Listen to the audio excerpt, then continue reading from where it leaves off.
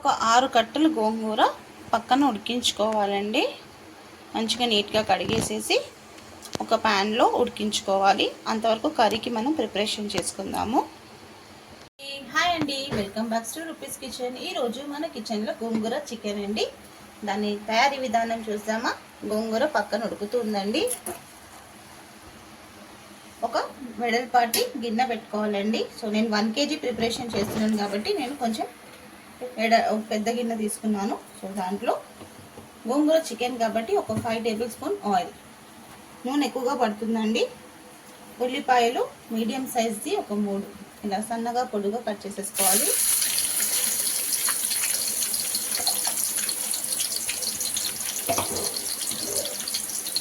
దీంట్లోనే 4 ఎండుమిరపకాయలు వేసేసుకోవాలి. ఎండుమిరపకాయలు, పచ్చిమిర్చి ఇలా సన్నగా పొడుగా కట్ చేసి పెట్టుకోవాలండి. పచ్చిమిర్చి అది కూడా వేసేయాలి ఒక 4. కొంచెం కరివేపాకు, పెద్ద పెద్దగా లీఫ్ ఉంది కాబట్టి నేను తుంచి వేసేస్తున్నాను.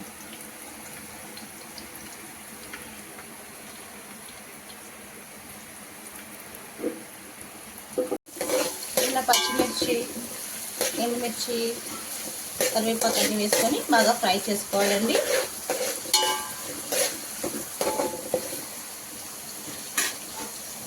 గోంగూర పక్కన ఇలా మగ్గించుకోవాలి.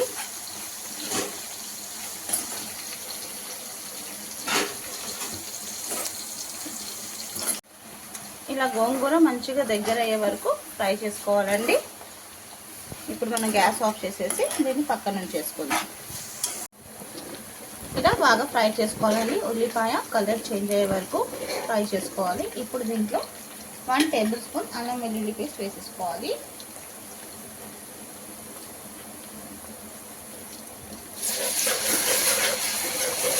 బాగా ఫ్రై చేసుకోవాలి.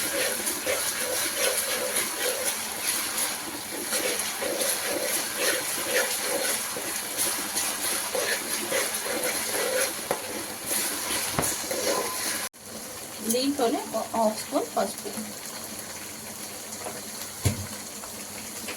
సాల్ట్, 1 స్పూన్ సాల్ట్ వేసేసుకొని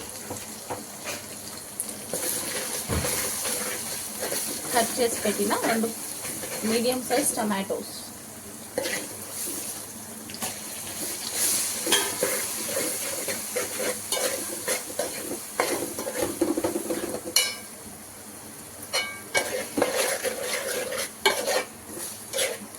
దీన్ని మీడియం టు లో ఫ్లేమ్లో అడ్జస్ట్ చేసుకొని మూత పెట్టి టమాటాలు మగ్గించుకుందామండి. చూద్దామండి టమాటా ఎంతవరకు మగ్గిందో. టమాటా కూడా మంచిగా కుక్ అయిపోయిందండి.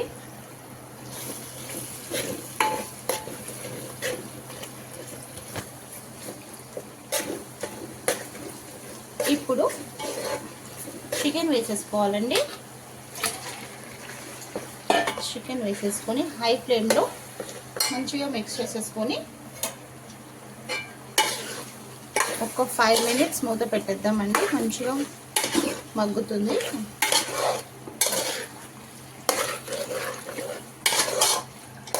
ఇలా అన్నీ మిక్స్ చేసేసి ఒక 5 మినిట్స్ మనం మూత పెట్టేసుకుందాం. చూద్దామండి ఒక 5 మినిట్స్ తర్వాత చికెన్ కూడా మంచిగా కుక్ అయిపోయింది, కుక్ అవుతుంది.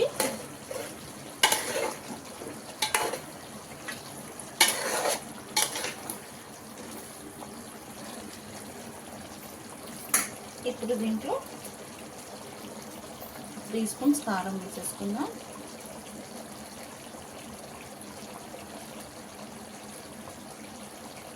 ఒక్క స్పూన్ వేసుకుంటున్నా. మీరు కారం ఎక్కువ తింటే మీరు ఎక్కువగా వేసుకోండి, తక్కువ తినాలైతే చూసి వేసుకోండి. గోంగూర పులుపు కాబట్టి ఉప్పు కారం అన్నీ కరెక్ట్గా ఉండాలి కాబట్టి కొంచెం కారం ఎక్కువనే వేస్తున్నాను. ఇలా అన్నీ ఒకసారి మిక్స్ చేసేసుకొని ఇంకొక 2 మినిట్స్ మూత పెట్టేసుకుందాం. 2 మినిట్స్ ఇలా మూత పెట్టుకొని మగ్గించుకుందామండి. చికెన్ ఇంకొంచెం ఉడకాలి అండి. చికెన్ ఎంత కుక్ అయిందా అని. చికెన్ కూడా కుక్ అయిపోయింది. చికెన్ కుక్ ఆయిల్ అంతా ఇలా పైకి వచ్చేస్తుంది. కుక్ కూడా అయిపోయింది.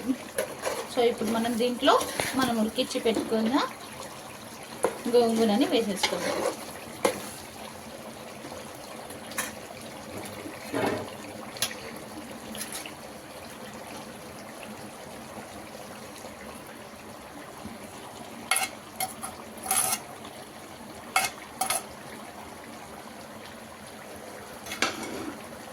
వేసి అన్నీ ఒకసారి మంచిగా మిక్స్ చేసేసుకుందాం.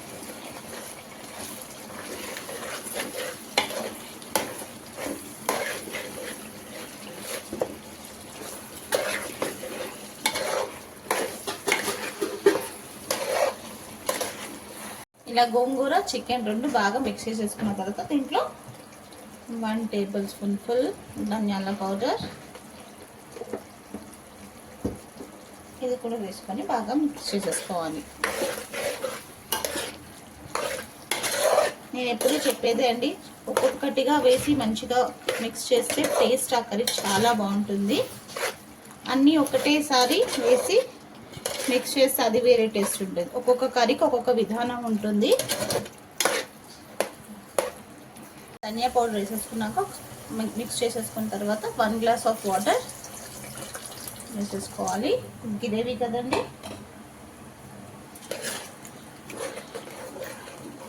ఇంకొక 10 మినిట్స్ మీడియం టు లో ఫ్లేమ్లో అడ్జస్ట్ చేసుకోవాలి. ఒకసారి సాల్ట్ చెక్ చేసుకోవాలండి, తక్కువ పడితే సో యాడ్ చేసుకోవాలి. నాకు తక్కువగా ఉంది సో యాడ్ చేస్తున్నాను. ఇంకొక హాఫ్ స్పూన్ యాడ్ చేశాను. స్టార్టింగ్లో వేసింది సాల్ట్, మళ్ళీ ఇప్పుడు వేసాను అంతే. మిడిల్లో ఎక్కడ వేయలేదు నేను సాల్ట్.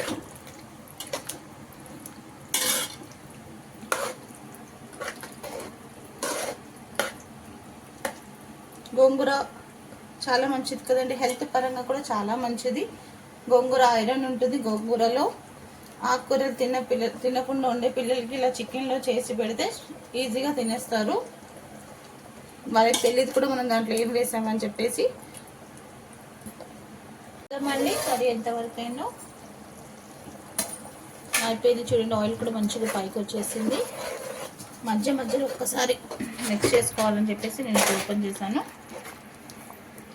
ఇప్పుడు దీంట్లో మనం ఇంకొక 2 పచ్చిమిర్చి కట్ చేసింది వేసేసుకున్నాం. అలాగే కొంచెం కొత్తిమీర,